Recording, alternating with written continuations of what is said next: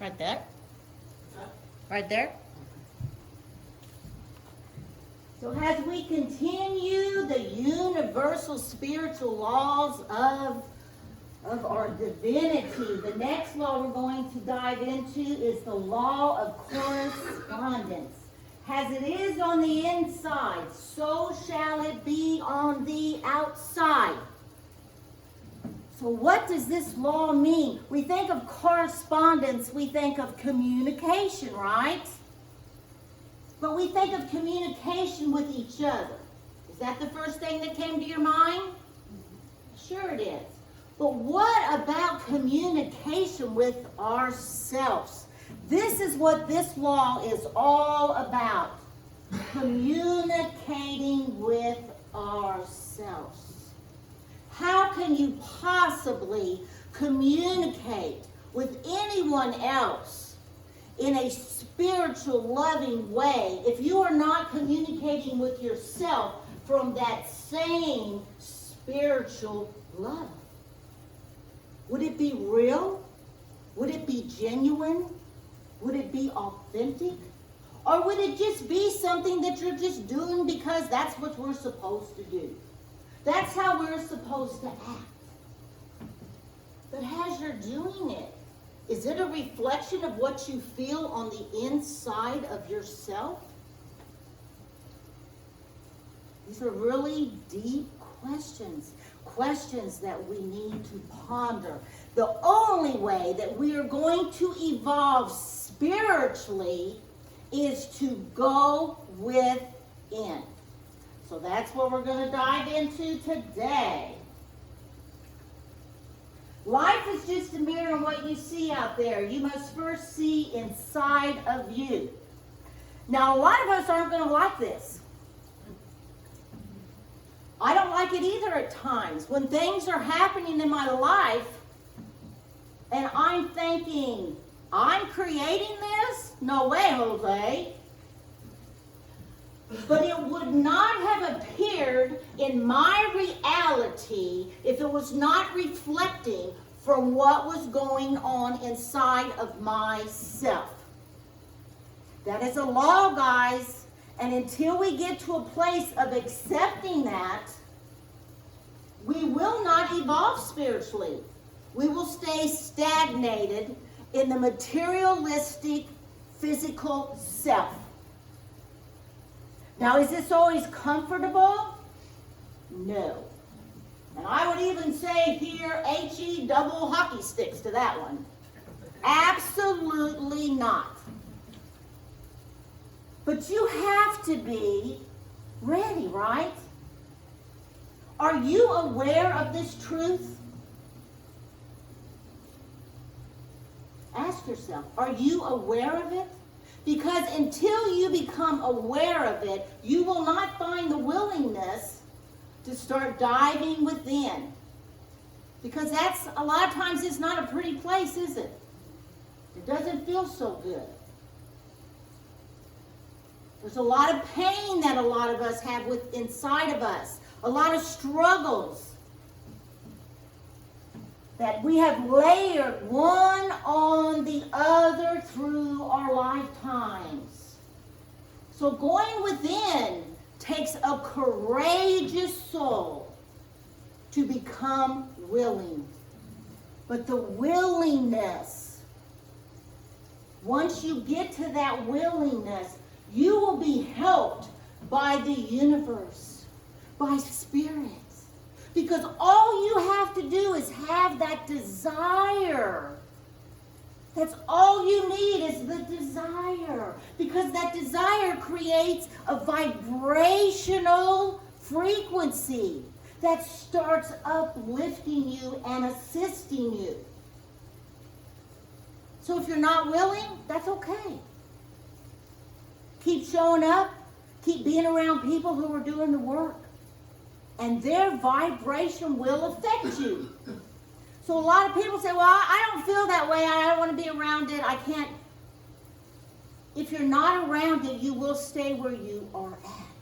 Because we need that support. We need that love. We need that higher vibration within our space to assist us. So I know every time you come in and you have your little mirrors, a lot of you are like, oh, here we go again. This is an important part of your spiritual evolution, to be able to look at yourself, to stop blaming other people for how you feel and what you are experiencing, your reality. It's nobody's fault. Like the song says, we are all here doing the best we can possibly do at a given time, with all of our own struggles, our own pains, our own beliefs. So it's getting to that place of knowing that I'm not going to blame anybody anymore. I'm going to take the action, and I'm going to do what I need to do inside my own being. So I invite you to look in your mirror. And a lot of times I'll say, if you can't do it, don't do it. But I really invite you today to look, even if it feels uncomfortable. Because I want you to feel, people not have mirrors? It's okay. Are we? I'm feeling rough today. Okay, still please look. I see you. I'm looking at her. There's a reason I want you to look even if it feels uncomfortable. Because this is where you have to start. This is where you acquire the willingness, is to do something that doesn't feel comfortable to you. Because it's only then that you will be able to communicate with yourself. The law of correspondence, getting to where I can communicate with myself. So when you look in the mirror, I'm going to give you just a few seconds. I want you to experience your feelings. What are you feeling as you look? Don't worry about your hair or your makeup or how you look. I'm talking about really looking deep into yourself. Try to look in your eyes if you can. If you cry, that's the best thing you can do. Because you are opening up and feeling. Spiritual evolution is about feeling. So if you cry, that's a good thing. It's starting. The process is starting. It's exciting when we learn to cry. So I'm going to just pause here a minute and feel what you feel when you look down into your being.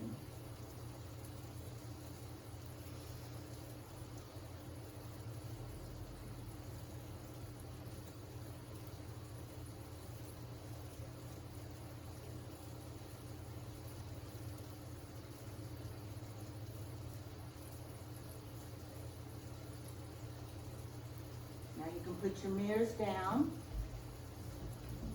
Now I want you to focus on what's going outside in your life. Close your eyes and focus about what's happening outside of your life right now. And pay attention to how you feel about your life right now, just as it is. Pay attention to how you're feeling about what is showing up in your reality.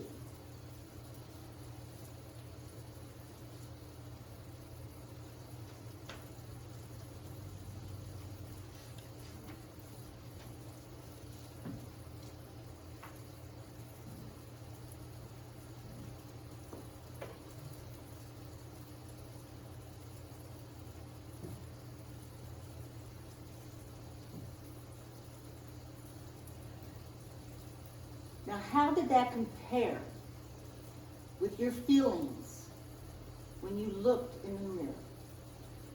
How did that compare?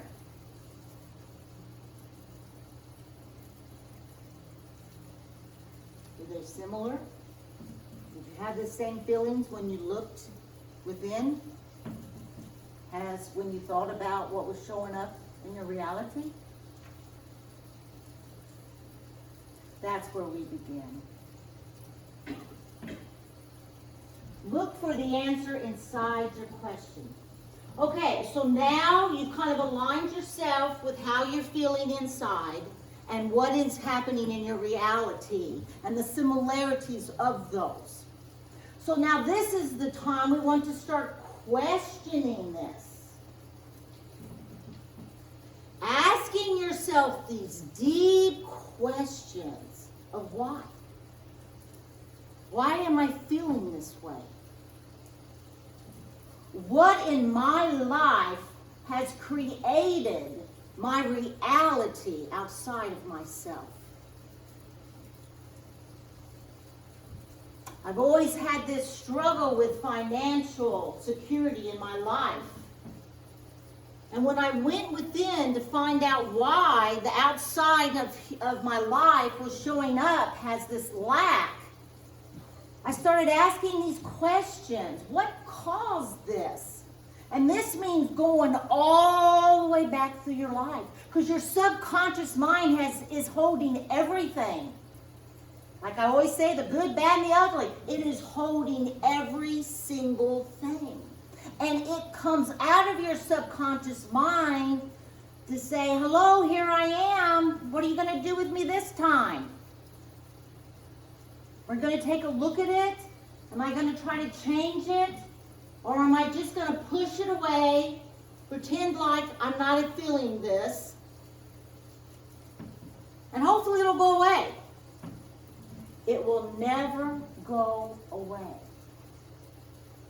if you do not allow the subconscious mind to release it, to ask the questions that need to be asked, to get to the core thing that happened to you that created this in the first place. So that now it is out. It's a reflection that I can now heal and let go. Right? And I know why, because I've asked those questions of financial security. I grew up in a home, all they did was fight over money. My mother died when I was 7. My grandparents moved in. There wasn't a lot of money because of all her hospital bills. That's all I heard about money, was this constant battle with my family. My father, money doesn't grow on trees. I have to work so hard to make sure I have food on the table for you. So those were things that were playing over and over again in my subconscious mind. And then when they would come into the consciousness of myself, I wasn't willing to look at them or do anything with them. So they continue to cycle. And that's what they do. They just cycle back around again. And like I've told you before, each time they cycle around, they're going to hit you a little harder. Because they're going to say, okay, try again, Lisa. Try again, Lisa. Another thing that happened was I have a tendency to be addicted to everything. I was addicted to drugs and alcohol and, spending money I didn't have. And it was like this starvation, and I always felt like I was hungry for more, more, more. And I came to the realization, my dad told me this story of my mom was mentally ill after she had me, and he'd come home and I'd be in the baby bed crying. And he'd say, well, what's wrong with Lisa? And she said, I don't know, she's been crying all day. And he says, well, did you feed her? Well, I'm not hungry, why would she be hungry? So I realized that I probably had this starvation inside of my being that wasn't getting fed. And like not having a mother, not having the love, I wasn't being fed or nurtured. So see, this is what happens when we start asking ourselves questions. You can go to therapists, you can do whatever you want. But you are the only one that can get down so deep into your core, into your being, with the help of Spirit. Always ask. You're not here to do this alone. If you ask, you will receive. And believe that. Believe you will receive. So much of our beliefs are from our past. They're no longer our software today. They're no longer in our programming today, right? We've already talked about this. We're deleting those files. Every time they come up, we feel them, we become willing to release them, and then we allow the healing process. Question yourself. Don't just take for granted what you're feeling. Ask why. Ask why. For your own spiritual evolution. So, this is called the opposing force. So we have two forces always going positive and negative, right? Yes. So what if somebody comes up and, when you are criticized, they start criticizing you? How can I shift this? How are you going to respond to somebody who's criticizing you? Are you going to attack? Are you going to defend? You will if you're coming from a lower consciousness and if your feet are planted into your physical being. Yeah, that's exactly what you're going to do because the ego is going to take over. What's the ego mean? Edging God out, right? You edged God out, spirit out, universe, whatever. You've edged it out. So now your ego is going to either attack, defend, or do whatever it needs to do because it went into survival mode. I got to protect myself, okay? But if you're coming from the spiritual self, the higher vibrating self that you truly, truly, truly are, always, no matter what, you're going to praise somebody. When they criticize you, say something nice to them. Do you know what you would do to somebody if you reacted that way to them? They would either think you were crazy. Flip their lid. Or flip their lid. Exactly. You would probably stop them in their tracks and they'd be like, blah, blah, blah, blah, blah. They wouldn't know what to do. Because it's not what we're used to, right? We've been programmed and we're used to reacting from that lower vibrational frequency. When you're afraid, reassure someone. Be the brave, the courageous one. We all deal with fear, right? Do the opposite. Do the opposite. When you are discouraged, encourage someone. We here now, we are empowering each other, right? We are encouraging each other. Yes. And when you are hurt, and this is probably the hardest one for us, isn't it? When someone hurts us, and we put that wall around our precious hearts. And I've said this before, why do you think there's so many people that experience heart disease and heart problems today? Because of the lack of love. And instead of loving, they're so afraid because of the pain and the hurt that we've just created more and more and more of that. But not you guys, right? We love because we are loved. That's all we are. All we have to do is remove the veil of fear, remove whatever's blocking it, and you will shine and radiate because you can do nothing other than that. Enlightenment means taking full responsibility for your life. Now, this is a biggie. Yeah. This is really big. Until you get to a place where you know without doubt that you are the only one responsible for your life. Always, always, always, always. Blaming and shaming will only hurt you more. Because in our divine oneness, we have to remember that. Just like the song talked about, using Jesus as the example. We here believe that Jesus is a demonstration of how we are to live. Of being present. What did it say in the song? Jesus, the nature of Jesus was present in places you would never expect. Something like that. Yeah. Never expect. Well, what about here, right now, here on earth? Jesus to us is not this person who we have to believe saved us. We don't believe that, right?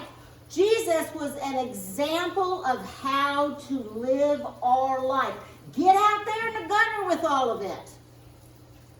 Rise above all of it. Show other people what it looks like to be that Christ nature. And you can't do that if you are inside of yourself and not looking at what is preventing you from being that nature of Christ. But that's why we're here, to get to that level of our higher self.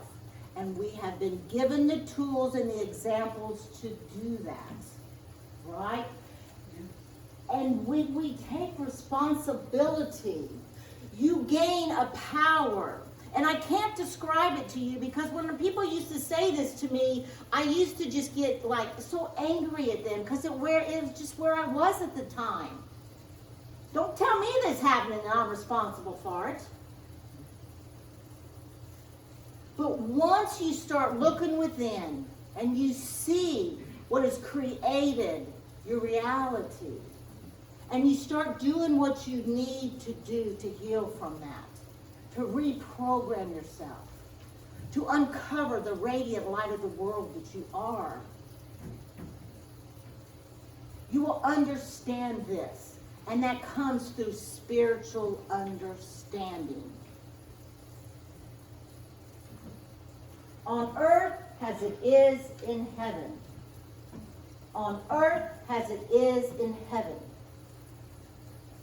We, right here, right now, can experience heaven, which is when we are living from our higher self, or we can experience earth. Being so attached to the earth that that's where we live from. That's where we make our decisions from.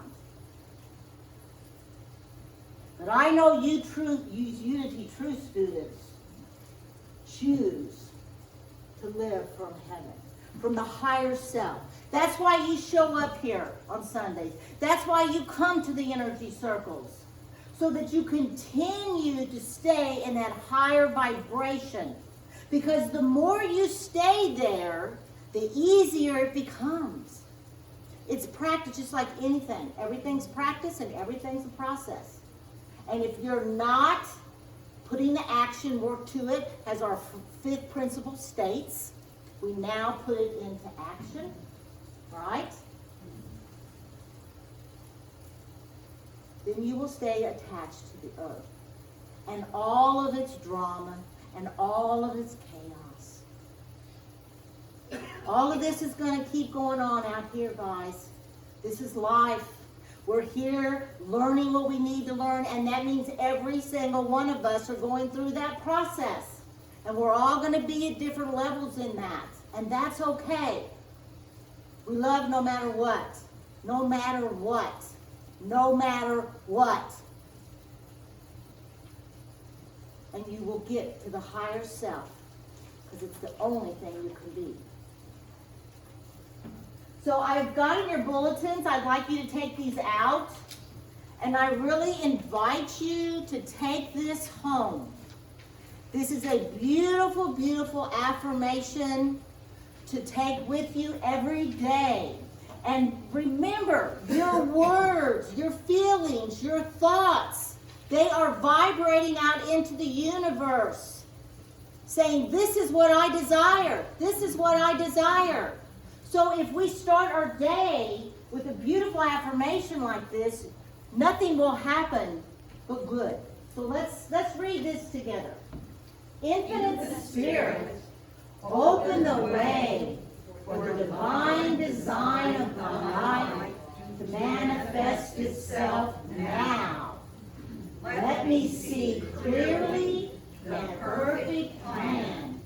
Release the genius in me now.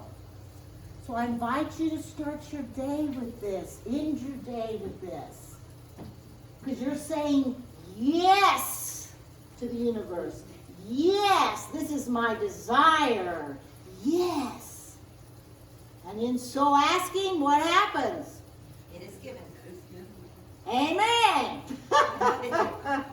Okay, so now let's just get settled in our seats. Relax in your seats. Remember, meditation starts with relaxation. I'm rhyming. Meditation. Okay, let's take our deep cleansing breaths. Make sure your spine is straight so your chakras are all in alignment. If you feel any stress in any part of your body, any tension, tighten it, release it. A lot of times we have our shoulders hold a lot of our stress. We're trying to carry the world on our shoulders. So kind of squish those shoulders up to the bottom of your ears and release. Get as relaxed as you can. I'm going to do some frequencies here just to raise the elevation of our vibrations in our room here. If this bothers you, just kind of let it go because you're just not used to this vibration if you haven't felt it. But it does get better.